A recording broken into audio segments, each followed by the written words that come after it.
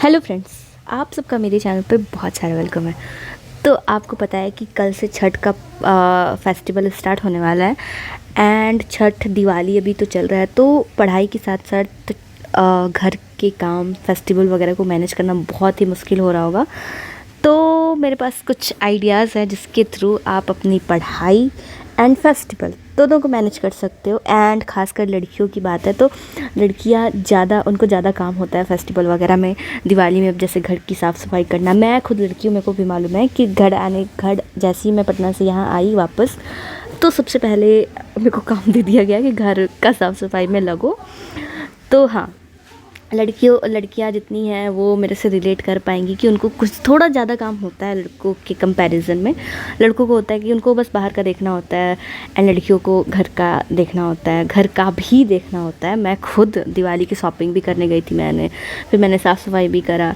तो ठीक है, चलो, बॉयज़ और गर्ल्स दोनों को काम होता है फेस्टिवल में एंड उन मैनेज भी करना है। जिनके घर, खासकर जिनके घर छठ हो रहा है, उनको तो और ज़्यादा काम रहने वाला है और उसी बीच पढ़ाई भी करना है, क्योंकि एग्ज़ाम में अब बिल्कुल टाइम नहीं है। 1 महीना का टाइम है जिसमें कि भी अभी नवंबर में 15 तक तो समझ लो कि आप बिज़ी ही रहने वाले हो। उसके बाद सीधा 1 महीना से भी कम का टाइम बचने वाला है आपके पास।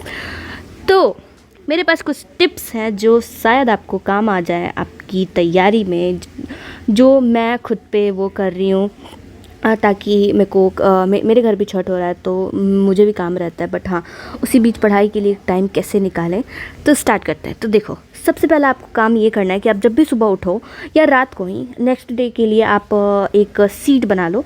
टू डू लिस्ट होता है, वो बना लो कि आपको नेक्स्ट डे क्या करना है। देखो, जनरली तो अगर मान लो कि आप 10-12 घंटे पढ़ते हो तो फेस्टिव के टाइम में तो ये है ही कि आप 10-12 घंटे तो नहीं पढ़ पाओगे। बट 10-12 घंटे ना पढ़ने की जगह आप 6-7 घंटे भी निकाल लेते हो, 6 घंटे भी, 5 घंटे भी अगर आप निकाल लेते हो तो काफ़ी प्रोडक्टिव होने वाला है। क्योंकि होता है ना, कुछ ना करने से अच्छा है कुछ कर लो। तो वही चीज़ है कि अगर आप 10-12 घंटे आप टाइम नहीं निकाल पाओगे तो कोई बात नहीं, आप 5-6 घंटे ही पढ़ो।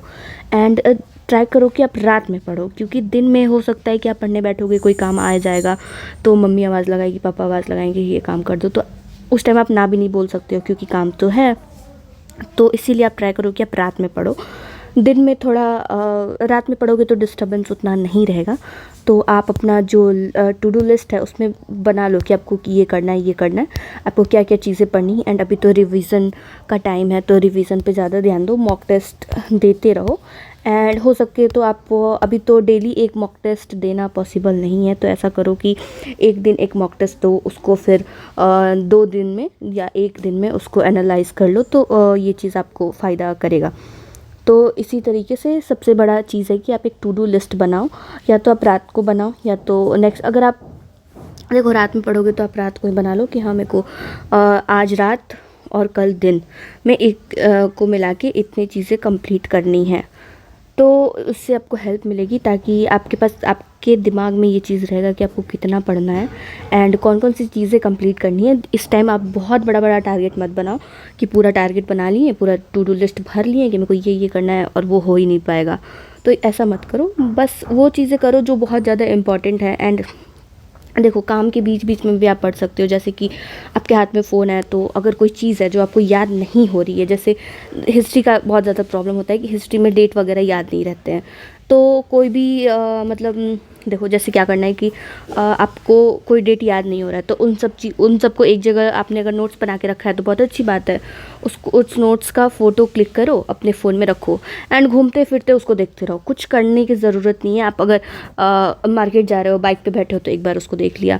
एंड आप घर पे बैठे हो, कुछ काम कर रहे हो, उसी बीच आपको थोड़ा सा टाइम मिला था, आप उसके बीच देख लोगे।